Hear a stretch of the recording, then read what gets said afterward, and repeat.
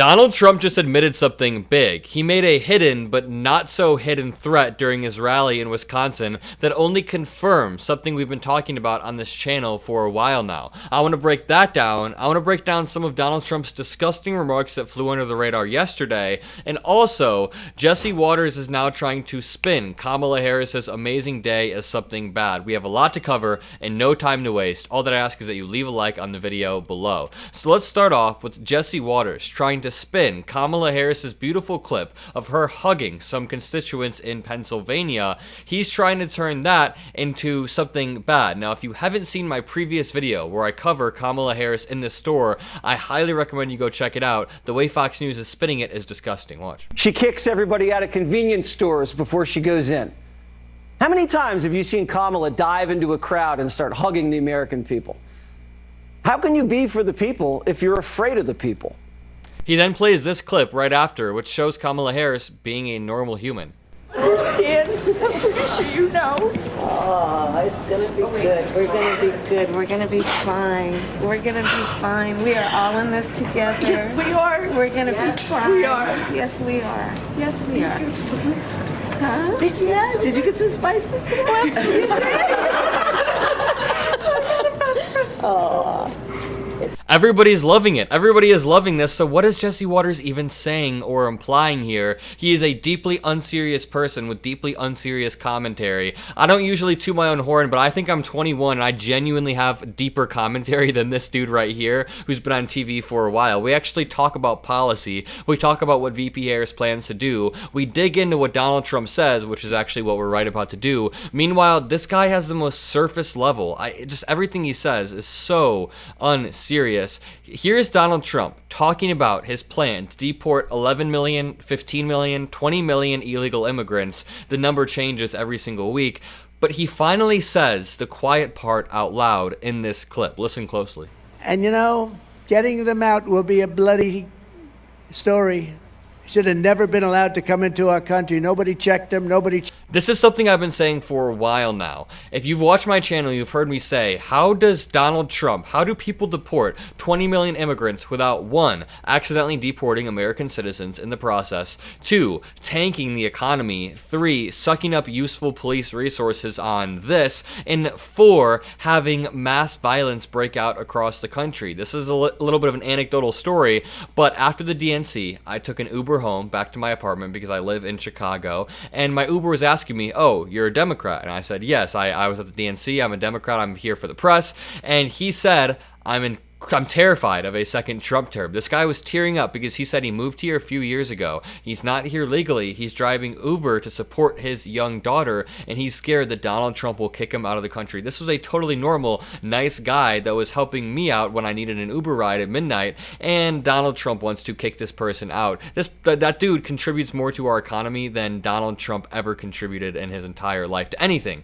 I also want to play this clip of Donald Trump yesterday in New York City, where Donald Trump appealed the verdict in the E. Jean Carroll case where a jury deliberated that he had sexually assaulted her. And this clip is disgusting. I'm not sure if I talked about it, but I want to play it. And I start kissing her and making out with her.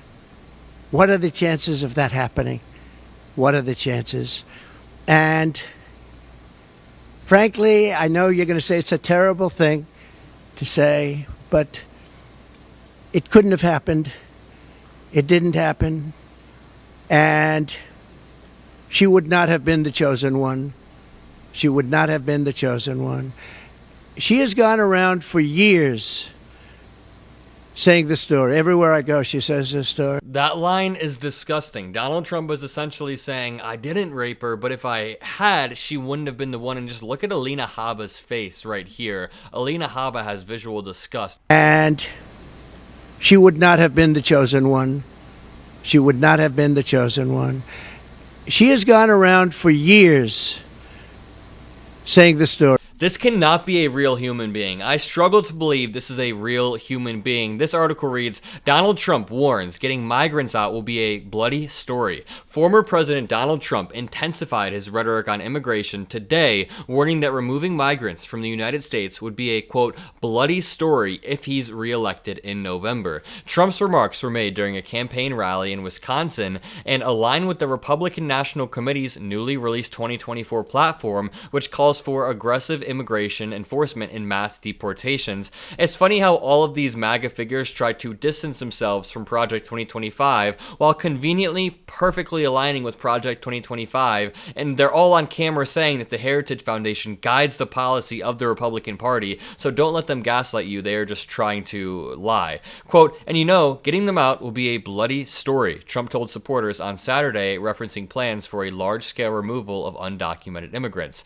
They should have never been allowed to come into our country. Nobody checked them. A video of the former president's remarks were posted to X by Kamala HQ and went viral. On July 15th, the Republican National Committee published a formally adopted new immigration policy priorities during the Republican National Convention in Milwaukee. And the thing that Donald Trump doesn't understand is that most Americans would prefer if immigrants came over through the legal routes, but what we are arguing for is making it easier for them to come over legally. When immigrants have to wait 7 to 8 years to come over here, of course they're going to do what you see now out of desperation. But if we can remove some of those roadblocks, if we can provide more funding towards asylum judges, more funding towards Border Patrol, basically help the ease of access through the border, not open borders. Nobody wants open borders, and nobody wants people coming over here illegally and then living in fear for years. Nobody wants that to happen. We want people to come over here legally and make a life and be able to enjoy themselves and not have to live how my Uber driver is living in fear every single day. But Donald Trump is the one who's trying to make it harder for immigrants to do that. When Lankford introduced a bill to Congress to do all of those things, provide more funding to Border Patrol agents and asylum judges, Donald Trump instructed Republicans in Congress to nuke that bill, to shoot it down, because he knows that it benefits him politically if he can keep acting like the border is an open mess, but it really is not. The document stated from the Republican National Committee, quote, Republicans offer an aggressive plan to stop the open border policies that have opened the floodgates to a tidal wave of illegal aliens, deadly drugs, and migrant crime. I'm just going to state the obvious. The real criminal is Donald Trump. The call is coming from inside the House. I really hope VP Harris drops a line like that. She needs to call him a criminal on stage. The platform promises to, quote, restore every border policy of the Trump administration and finish the border wall Trump began during his previous term. He barely even began it. It also calls for strengthening U.S. immigration and customs enforcement, ICE, ramping up penalties for illegal entry and visa overstays, and reinstating Trump's Remain in Mexico policy. This is the wrong way to do it. Ramping up penalties for visa overstays in particular. People coming over here on visas are usually studying for college or being a productive member of society working. So the idea that we would disincentivize people from staying here after they graduate college or get a job is just absolutely disgusting, and that's why we need to vote against Donald Trump. If you agree, leave a like on the video, comment a blue heart, hit that subscribe button, and have a great day. Peace out.